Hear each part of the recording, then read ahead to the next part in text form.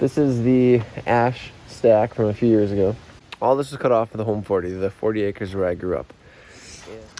And I've hit a bit of a problem. I'm trying to sort stuff, and if I have boards that are wide or simply clear, oh crap. Here's a quick look at how I decide what boards get used for what project.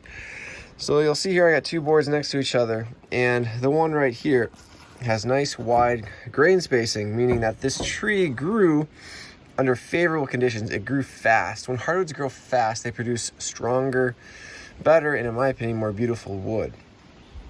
This one has closer grain, and it's not because it was quarter sawn. It's because this tree likely grew in the shade of other trees and it grew slower. So the rings are more closely together. That produces a wood that I don't think looks quite as good. It's not quite as strong either. But again, this is ash, so they're both very strong. Also, you'll notice these are all the boards I'll be using for the floor of the treehouse, and there's all little things with them that make them less than perfect. Like you'll see knots in some places. There's some sapwood, which can be nice in a project, but for this, I am removing everything that is all heartwood, like this one right here, and setting it aside for future projects, using stuff that has closer grain from slower growing trees, knots, sapwood, edges. That's going to be used for flooring. And I have two structural members here too, these two 2x4s. They'll be used to reinforce a corner that the cargo net is going to attach to. And these are not fine woodworking grade either, because you'll see there is the pith running through both of these. So there's going to be radial cracks in them. Still very strong structurally, but not something suitable for making, say, table legs or a thick top for a workbench or something.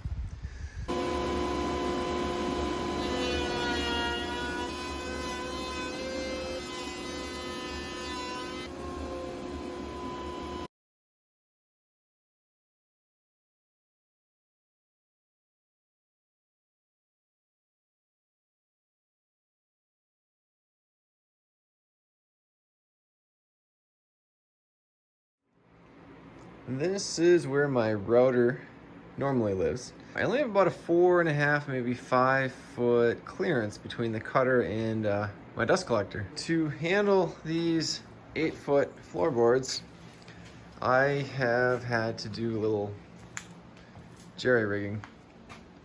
Earlier this week, I mounted up these brackets, and you can see the U-bolt in there holding these elm 2x4s. Makes a great base. I've been putting an old melamine tabletop on top, but in this case I have clamped two 2x4 elm, again, use what you got, and move the table over here. It is set up with a hardwood floor cutter. It's a little higher than is really that comfortable, but the work holding, the way it grabs the board when it runs through, is just superb.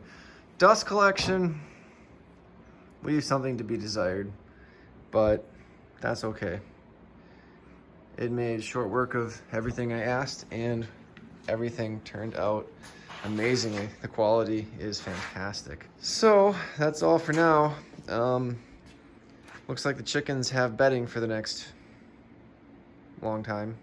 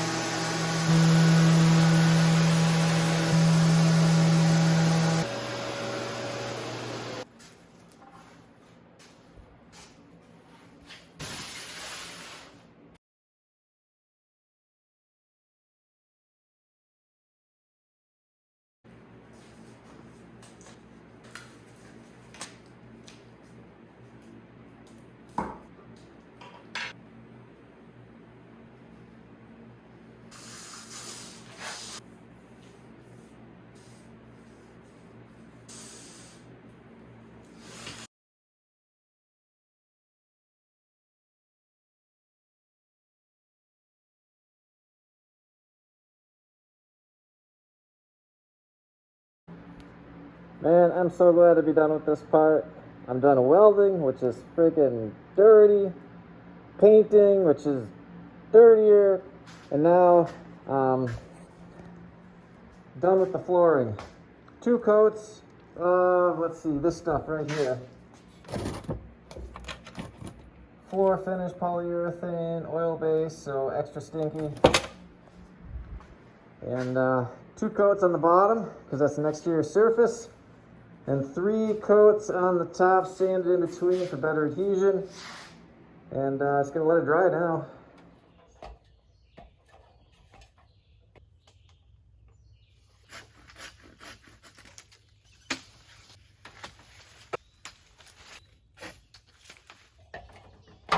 All right, do you want to give or do you want to receive? Board goes up and someone catches and then makes a pile. Got it? Yeah? Yep.